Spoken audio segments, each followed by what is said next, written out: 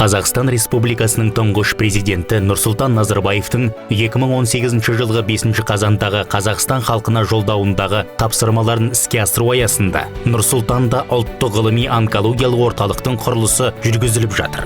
Орталықты құрудың басты мақсаты емдеудің жоғары технологиялық әдістеріне қолжетімділікті арттыру арқылы қатерлі ісік ауруларынан болатын өлім-жітімді азайту, халықаралық стандарттарға сәйкес қатерлі ісікті ерте диагностикалау және емдеу.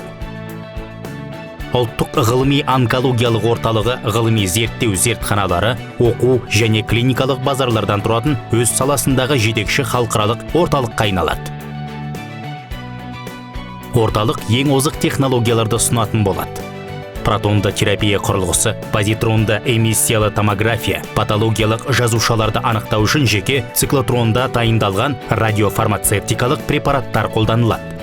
Жоғары қуатты сызықтық үдеткіштер, киберпышақ, брахитерапия құрылғысы, ісікті толық немесе жартылай алып тастау үшін ем-дом жүргізетін, жыныс мүшелерінің өткізгіштігін қалпына келтірумен ауырсынуды азайтатын лазерлік терапия орталығы. Ғылыми зерттеу зертханасы иммундық жасушалық терапияның соңғы әзірлемелерін жүргізеді.